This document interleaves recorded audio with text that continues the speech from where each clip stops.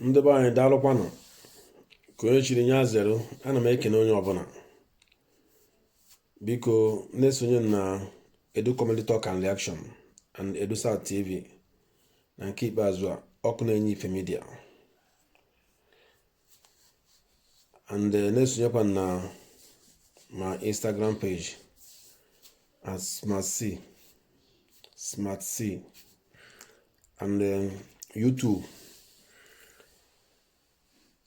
Chinedu Dog 9205. So like, comment and share so that others will follow me, please. Because onwe video nchọrọ igosi unu kịta maka na ife na-eme na Nigeria efe enyeghị video anụnwa video ihe mmadụ necha this election emere gara aga, presidential election, ka ndị ha asụ na a debate a na-ekwu okwu maka entering government. Mmadụ bụ emepe ọnụ ya na-asị na this election emere free and fair, election emere free and fair election eligiri o doro ya anya korokoro na eligiri ka o nechara anya, this man nechara anya obi kai o mepe ọnụ o ji eri nni na-asị na election emere no free and fair, na election emere no free and fair, election use beavers and server. Beavers electoral act assigned how many billion how many million dollars icheke na naira, but billions of naira. After that ejidi niile awuo na everything na ndị INEC chairman wuo everything na onweghị oyuzu that na-eji maka wee sign that wee bupụta ego aha wee sign that electoral act wee sign that the reason eji wee sign that and wee bupụta ego aha esi na wee gezi emeghị eme ha just jide that money, rie the money, rie ego ahụ, materials niile ahụ ego bụ just waste of money. Then just waste Nigerian fund, then just waste Nigerian money. Ife niile ya mere bụ propaganda. Ha just mee ihe niile gingaro wee buru ego niile rie. Nwoke a wee mepe ọnụ o ji eri nni wee sị na election eme no free and fair. Ndị ọzọ na-ekwu onye ọdụghị mma ya jee na court, onye ọdụghị mma ya jebe na court. Ka ụlọ fọ na Nigeria ama ndụ mma again. Nigeria onweghị mepantalism.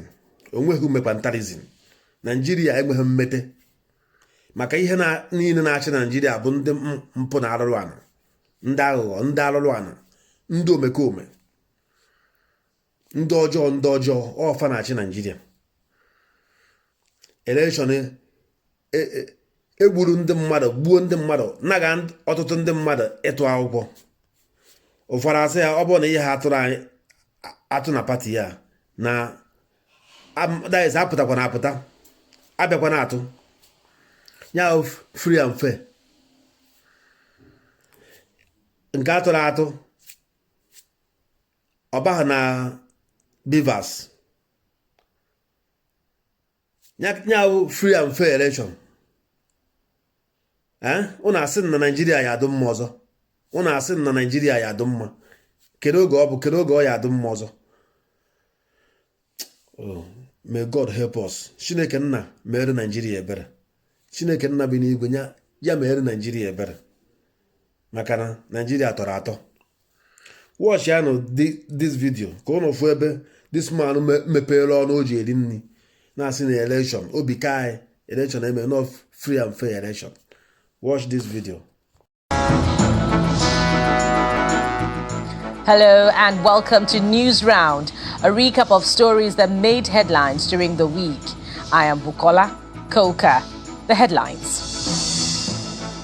House of Representatives condemns calls for interim government in Nigeria after May 29, 2023. Asks security agencies to be vigilant. Former President Olusegun Obasanjo calls for national reconciliation to ensure healing of the country. Federal government to officially open the second Niger Bridge on May the 15th to ease transportation.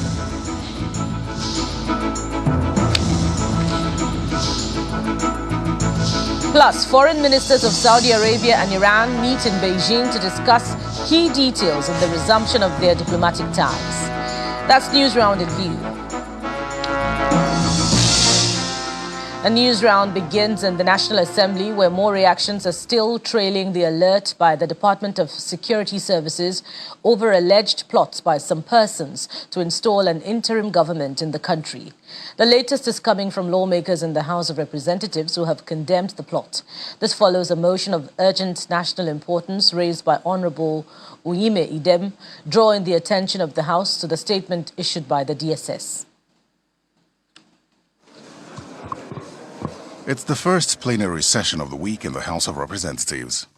Days after the Department of State Security Service issued a warning of alleged plots to install an interim government in the country following the outcome of the presidential election, a member of the House is worried and does not believe that the threats should be taken lightly. Mr. Speaker, interim government is unknown to our laws. Interim government is undemocratic. Interim government is not something that we should support, taking into consideration that our democracy is a young one. At this point, I think it is our duty to do everything within our strengths to support the current democracy that we are enjoying, to strive and then stay. His concerns are shared by other lawmakers who condemn totally the idea of an interim government. Every participant in this democratic process must fight this because it will take us 2.5 decades back. What do I mean by that? It's even speculative. Yes, it's speculative, it can be true, but how it will work, there could be a lot of bloodshed. We should ask our people back home to stop comments that are hurting, to stop comments that are destroying our polity. What are you rioting for? Elections have been held. If there are infractions that you feel, go to court. The security agencies should... In further debate in the matter, one lawmaker berates the security agencies for failing to do their jobs, while another accuses former President Olusegun Obasanjo of culpability. Is it not a shame that the security agents will come out and say they have the names of people that have muted this type of government in this country? You will not arrest them to prosecute them. You are wasting our precious time telling us to condemn it. The first attempt at suggesting this interim was by our erstwhile president, General Olusegun Obasanjo, in the letter he wrote to Mr. President condemning this free and fair election of 2023 and asking Mr. President to find a way of counseling without going to court. While federal lawmakers condemn the calls for an interim government, they warn against heating the polity and advise aggrieved parties to await the outcome of litigation before the courts. Terry Ikumi, Channels Television News. Elections have come and gone, and it's now time for reconciliation. This is the message from former President Olusegun Obasanjo, who is advocating for reconciliation and moral rearmament in order to ensure the healing of the country. Chief Obasanjo, who was speaking at a book presentation in Abuja, said the divisiveness which was manifest in the recent elections can be healed, provided the incoming administration is ready to embrace conciliation. From elections to governance and performance, that's the subject matter of this event organized by Next Year and the Ibadan School of Governance and Public Policy.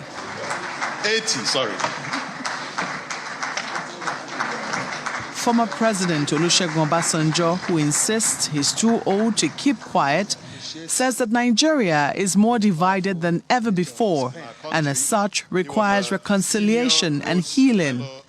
Given what we saw during the elections, Nigeria is now even more divided and more corroded than we thought.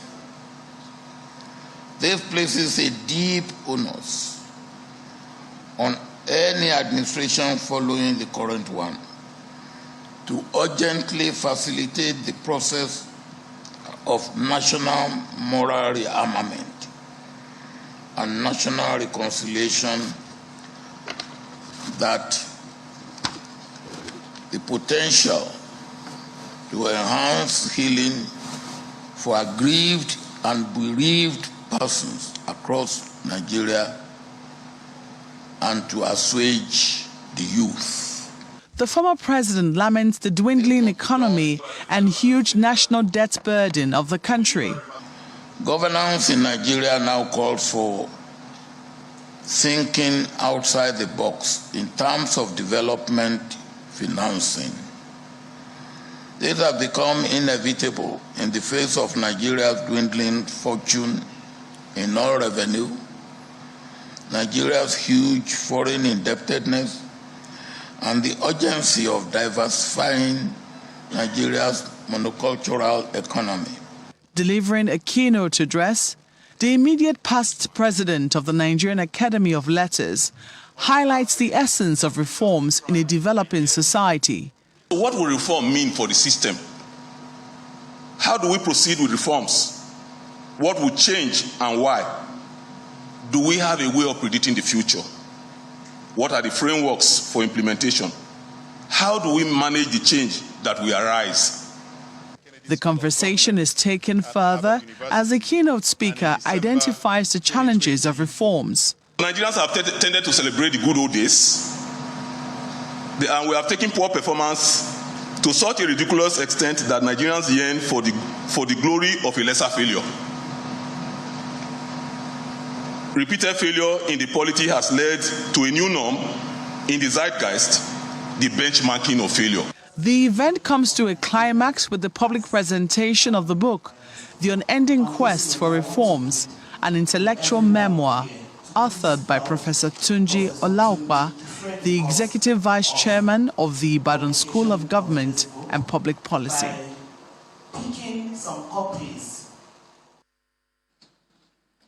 The federal government has announced an $800 million grant from the World Bank targeting 50 million vulnerable Nigerians or 10 million households as part of its post-subsidy palliatives removal. The Minister of Finance, Budget and National Planning, Zainab Ahmed, gave the announcement after the weekly Federal Executive Council meeting chaired by President Muhammadu Buhari.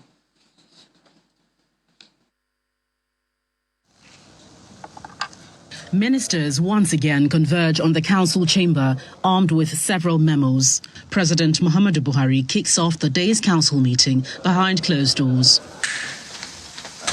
When it was time to address State House correspondents, the finance minister announced an $800 million World Bank grant to alleviate the impact of the removal of fuel subsidy. This is coming 3 weeks after disclosing that the government was yet to harmonize discussions on palliative measures. We've secured some funding from the World Bank. That is the first tranche of palliatives that will enable us to give cash transfers to the most vulnerable in our society that have now been registered in a national social register.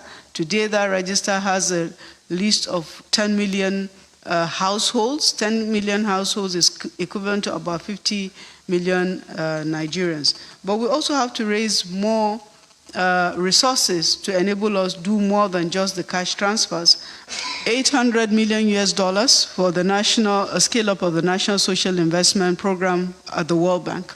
And it's secured, it's ready for disbursement. Mrs. Ahmed underscored that engagements are ongoing with the newly established Presidential Transition Council and the incoming administration to drive the palliative program, which includes the need for buses among various considerations. Meanwhile, ahead of the 2023 National Population Census, the Executive Council gave a 10.9 billion naira approval. The award of the contract for the supply and installation of information and communication technology components for the 2023 population census. This is for the National Population Commission, NPC, for census, and the ICT component contract was awarded at about 10.9 billion, nearly 11 billion naira. The Federal Executive Council had similarly, on March 15, approved 2.8 billion naira for the National Population Commission to procure software for the conduct of the census in May. From the Presidential Villa, Gloria Umezuke, Channels Television News. Meanwhile, the federal government is set to officially open the second Niger Bridge on the 15th of May 2023 for use and to ease transportation of persons, goods and services. The Minister of Works and Housing, Mr. Babatunde Fashola, made the disclosure to journalists shortly after an on-the-spot visit to Loco Oweto Road and Bridge between Nasarawa and Benue states.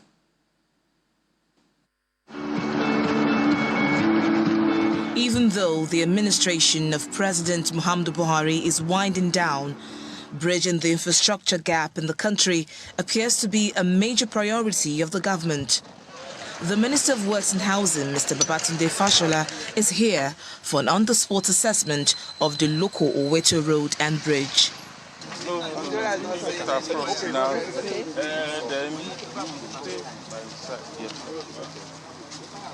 And one of the things that this bridge has done, first, is to reduce the travel time.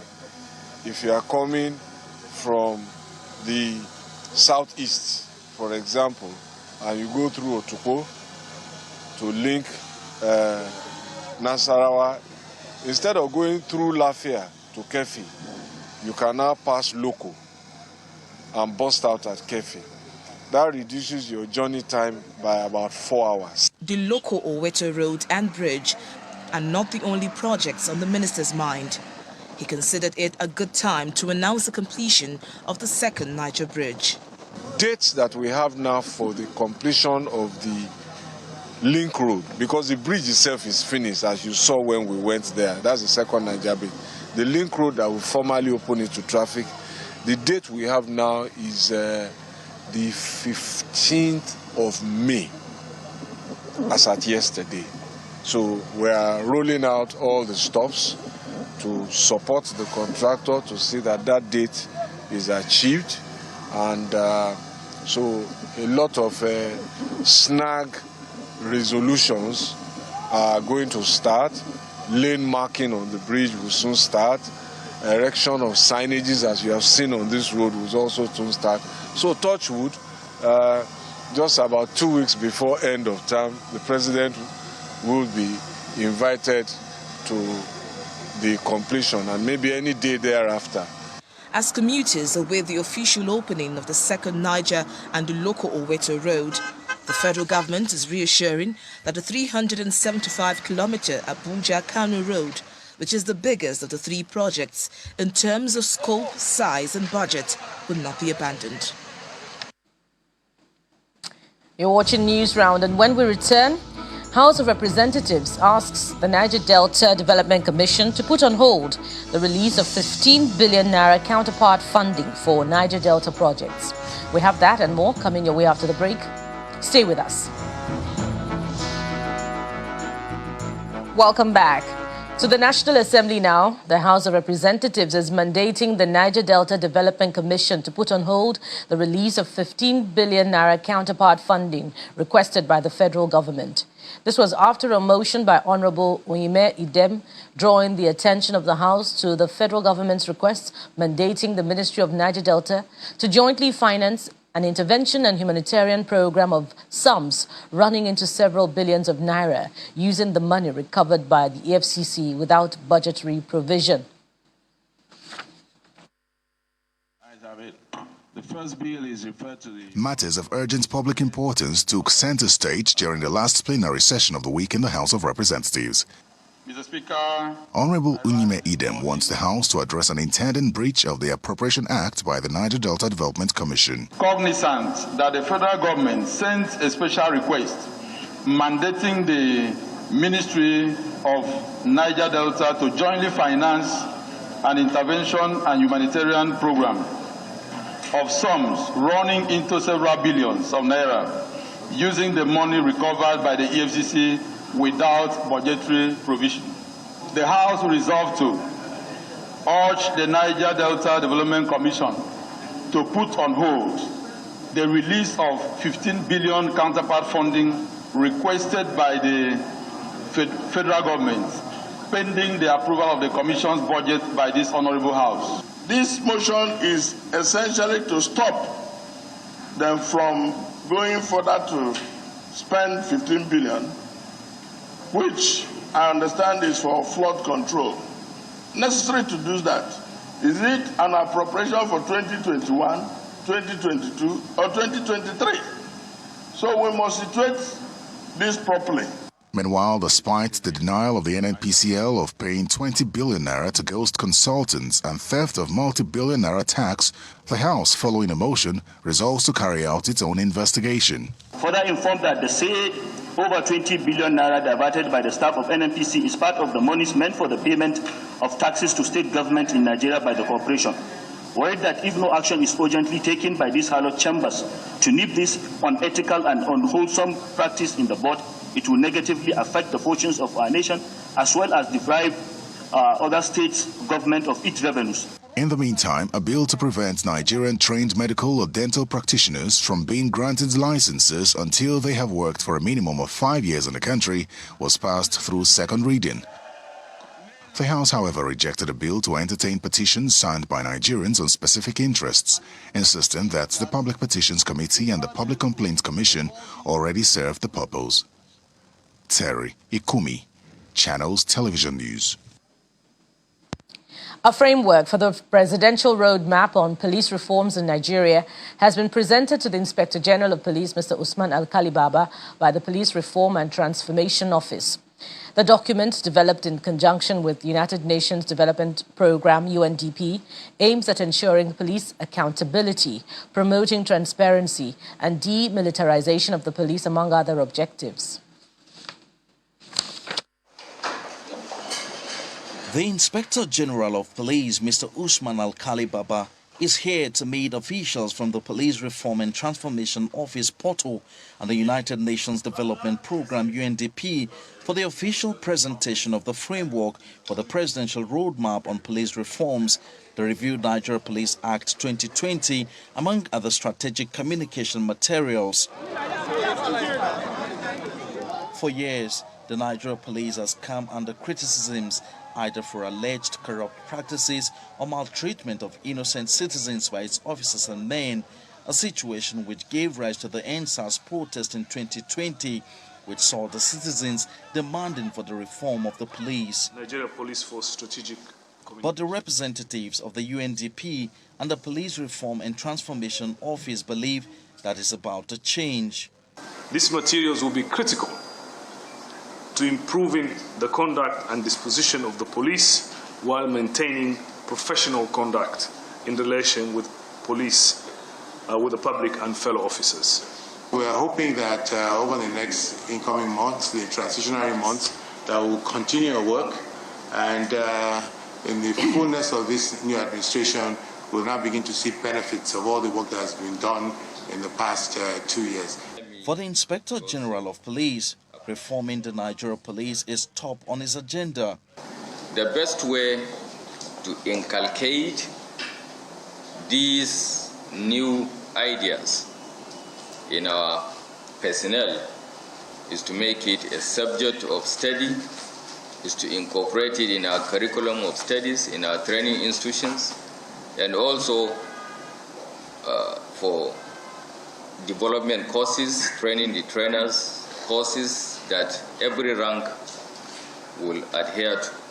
Also presented to the IGP is a document containing the standard operating procedures for investigation put together by the International Committee of Red Cross, ICRC, in partnership with the Rule of Law and Accountability rollout program, as well as the blueprint of a 500-bed field deployment base camp to be located in Maiduguri, the capital of Borno State. The reviewed Nigeria Police Act 2020 and these strategic communication materials are expected to enhance the activities of the Nigeria Police Force in ensuring adequate security of the citizens. From the force headquarters in Abuja, Emperor Simon, Channels Television News. There's a call for every player in the Nigerian media space to play according to the rule of law in such a manner as to be responsible and, on the other hand, not to be seen as gagging the media. That was the central theme during an event in Lagos which signals the launch of the Nigeria Media Complaints Commission. The commission, which has its members from both the traditional and new media, also has on board members from the civil society organization and the academia. At a time like this, when concerns are rife in many quarters over alleged gagging of the media in Nigeria, media practitioners taking up the job of supervising compliance with professional ethics may just be coming at the nick of time. Practitioners and authorities in the media sphere in Nigeria are coming together to launch the Nigeria Media Complaints Commission. There should be some checks on his powers. The 9-man commission is to, among other things, ensure the regulations of the full facet of the realm is done by those who have significant knowledge and understanding of media operation. It also aims to serve as an independent forum for resolving complaints about the press timely and fairly. Even though this is not an occasion for me to narrate the history of how we got here, I think a bit of background would help. All Nigerian governments, whether they are colonial, military, or civilian, have made and continue to make some effort to control the media, sometimes by stealth, sometimes openly. The Ombudsman, as it is also called, takes its members from both the academia and the media industry. Veteran broadcaster and author. Chairman of the team, Mr. Emeka Izeze, makes a commitment of serving in the interest of both the media and its public. The excuse government has always given in the past is that the media is operating illegally and they're doing things contrary to the law. Our argument in the past has always been that there are more than enough laws to try erring journalists. So if you publish libel, there is a libel law already existing. So you can be taken to court for that. But the government always keep seeking for new ways to control the media, to control what is published, what is broadcast, what is sent out. This is to take the initiative ourselves to say before the government will even come, we would have done all the clearance work. There's an intervention by our leading Nigerian journalist, Mr. Sam Amuka, who tasked the committee on the need to consider all sides, but in all, protect the freedom of the press. All we have done in our life is that nobody in power will control the media. So what we are doing here today is the benefit that we have inherited. As members of the committee set to work, it's also soliciting the support of civil society organizations and other stakeholders in the media space. Timothy Crown at DBB, Channels Television News. And finally on News Round, the foreign ministers of Iran and Saudi Arabia have met in Beijing for the first formal meeting of their most senior diplomats in more than 7 years, after a China-brokered deal to restore ties between the regional rivals. After years of hostility that fueled conflicts across the Middle East, Tehran and Riyadh agreed to end their diplomatic rift and reopen embassies in a major deal facilitated by China last month. Footage shows Prince Faisal bin Farhan Al Saud and his Iranian counterpart Hossein Amirabdollahian greet each other before sitting down side by side. Beijing's role in the breakthrough between Tehran and Riyadh shook up dynamics in the Middle East, where the United States was for decades the main mediator. And on that note, we end News Track at this hour. Thank you. News Round, rather, at this hour. Thank you for watching. Join us again at the next hour for more updates. I am Bukola Koka. Bye for now.